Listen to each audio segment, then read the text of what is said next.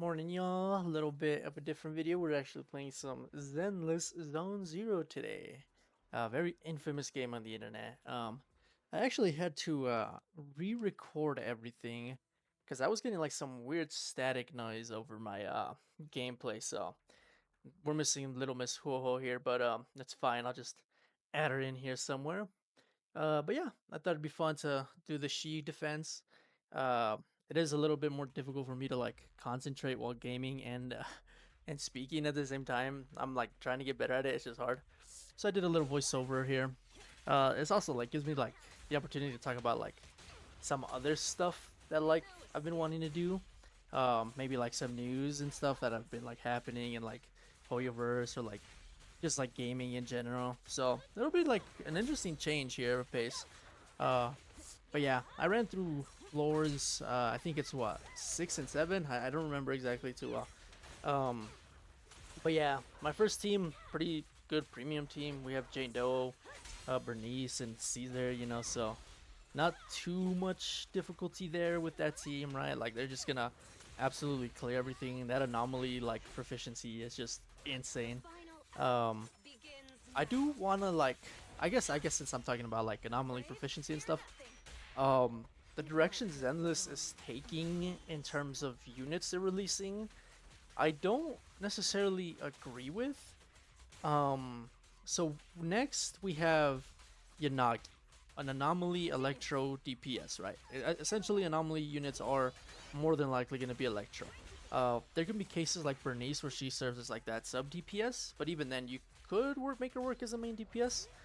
But right, okay. So we have Jane Doe, we have Bernice, and then we have Yanagi, right? Three anomaly DPSs, and they're like really close to like one another in terms of release. Jane Doe was like the first, right? Super busted unit. I love that unit. Made me like love the game that much more. Um, and then you had Caesar, a really good tank that was thrown in there that is gonna be the buff for Jane Doe and Bernice, right? But then we have Bernice after Caesar, and then after that we have Yanagi, which doesn't make sense to me story wise, right? Because like I won't say too much, but like you do the Sons of Caledon stuff and everyone gets like pretty like elaborated on, except Lighter, which like he's just like kind of there. He doesn't really do much. But having him come after Yanagi kind of doesn't make sense. I think what would have made more sense to me would have been like you do the Sons of Caledon stuff, and then you get like an aftermath, which is like the lighter patch, and then it like slowly like introduces you like section 6 or whatever, right? And then you get Yanagi. um but no, Lighter's like behind her for some reason. I'm not sure, I'm not too sure. But right, so you have Yanagi, an anomaly DPS, and from what I've seen from other YouTubers and stuff, it seems like she's gonna require a lot of on-field time to like be a carry. So immediately I think Yanagi, Bernice is gonna be like your main like core, right? You can run them with like Caesar, maybe like a different stun, but Yanagi's gonna be your on-field carry, essentially. So that means like you're not gonna be running with Jane Doe, right? Because they're gonna be way too like competitive for that on-field time. And then after that you have Lighter, which is a good stun from what I've seen, but he buffs ice and fire damage, right? So we have one ice DPS in Ellen Joe, and we have one fire like air quotes DPS in Bernice.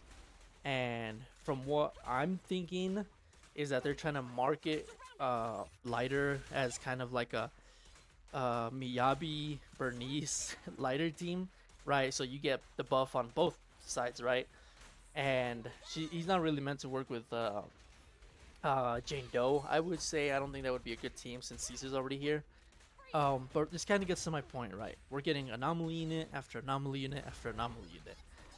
Um, it's not nothing wrong with getting like a lot of DPSs, right? But if we look at it like comparatively, we've had let me think. We had one tank, Caesar. Um, we had one stunner so far in Chingy, and I think every other character has been some DPS, right? Either an attacker or an anomaly. and then just making Yanagi another one, kind of. I feel like we're getting too many DPSs, right? And quick mention on the gameplay, I just beat that one stage, so there's the next stage coming up here. Same team basically, um, but yeah, like it doesn't really make sense to me why we're dropping another DPS, right? And then to make it worse, like the drip marketing for the katana bow dude, I don't even know his name honestly. He's an attacker, right? So like what we have we have Yanagi, which is gonna be anomaly proficiency, basically DPS, lighter, a stun, and then we're going into freaking that dude, which is an attacker, right? Another DPS. And then from what like I've like seen or like what's being speculated is that Miyabi is gonna come right after that dude, which is gonna be another like more than likely DPS character, right? So we got in 3 DPSs in the span of 2 patches, one stunner and lighter, and I don't like that. I really don't like that. DPSs are difficult because they get crept a lot faster than a support. Um, and I guess I could get into even more things here. We don't have enough 4-stars. I have like all the 4-stars, and I want to say I have like 80% of them already like at Mindscape 6, right? Which is kind of like insane to think about. Like we haven't really pushed out one 4-star like this whole time. And I don't even care if he's good or bad. You know what I mean? But like, give us some 4-stars because like 4-stars are a lot more. I don't want to say free to play, but they're a lot more accessible than a 5-star, right? I think the last one we got was Seth, and Seth turned out to be like a really good one, which isn't like I like this. I like Seth, but he immediately got crept by like Caesar, literally like the next patch, right, or the same patch, something like that. So we do need a lot more 4-stars because this is kind of like actually insane. Um, but yeah, I don't understand what like the whole DPS like rave is about. Hopefully we get a support here sometime soon. I would really like an ether support. My Zhu Yuan is like okay. I run it with Nicole, which is like amazing, and then Koleda, like my arch nemesis that like I can never seem to like get away from. You know, I've pulled her in the 50. I've lost my 50-50 to her like 3 times already, so that sucks. But she's good, right? And she want I want to replace her basically with a better stunner or like another like ether support, right? If I had Chingy, that'd be like her spot, right? But I didn't pull for Chingy, which is probably a mistake. Um, but yeah, I don't know. I just feel like we need a lot less DPS. Like if we had a whole patch of just straight supports, right? Bring 2 supports and then like another 2 supports, I'd be like more than happy with that, right? But it doesn't seem to be the case, right? Because everyone in Section 6 is a 5-star. Sokaku is the only 4-star, you know? And I have her, but from what I've seen, she's only good on like L and Joe teams. So I'm not too sure like if I should build her or not. But then again, like where are you going to introduce more 4-stars if we already have Section 6 established, we have the Sons of Caledon established, and we have like any factions that we've seen so far established? I'm not too sure like what is coming after like Miyabi and bow sword katana dude. I'm not sure his name. But it's gonna be interesting if they don't introduce a 4-star along with like Miyabi and gang. Then I'm gonna be a little concerned because there's no way Seth is the last one we introduce and he immediately gets like crept by the 5-star, right? So interesting. We'll see where this takes us. But yeah, you know, like in the gameplay, you know, I haven't been talking much about the gameplay. But my premium team, Jane Doe, Burness, Caesar, just clear everything. I don't have to worry too much about that. But my other team, my Julian team, definitely struggles a lot. Again, like, not as much DPS out there, not as many 5-stars, you know, that I would like. Um, Ideally, again, if I had Chingy, that would be my 3rd slot. But I don't, so I just have to suffer. And we're getting into the time frame, I want to say, where we start seeing reruns of characters and we start seeing double banners. I think Ellen Joe is gonna be like the first one to get a rerun, just because she's the oldest. Maybe Chingy. If Chingy comes back around, I wouldn't mind throwing a few multis at her, but we'll see. I've been grinding the story. I've been getting a lot of freaking resources. Actually, too, the thing is, like, I was, I was like hesitant to pull for Bernice right after I pulled for Caesar. Yeah, cause like I like Bernice a lot. I liked her before like her trailer and like all that stuff. So she was always like a really cool character to me. Uh, and I got lucky and I got in the first multi, so that was pretty sick.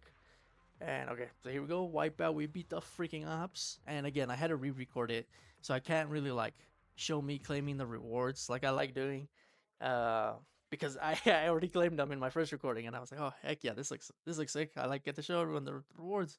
So just pretend the rewards are there when I click this button here. But yeah, and then I'll also show my builds here at the end. Nothing too crazy, just like the level and whatnot. And then I'll go by like the team. So like Jane Doe first, anomaly proficiency, have her things leveled up, and then her relics. I don't even remember what they're called in this game, but I'm just gonna call them the relics. And then her freaking weapon. In this game too, I don't tend to pull for weapons or W engines of characters, just because I'm not trying to spend too much money, or if any money. Here you go, Caesar, the GOAT, freaking insane tank, best unit in the game by far.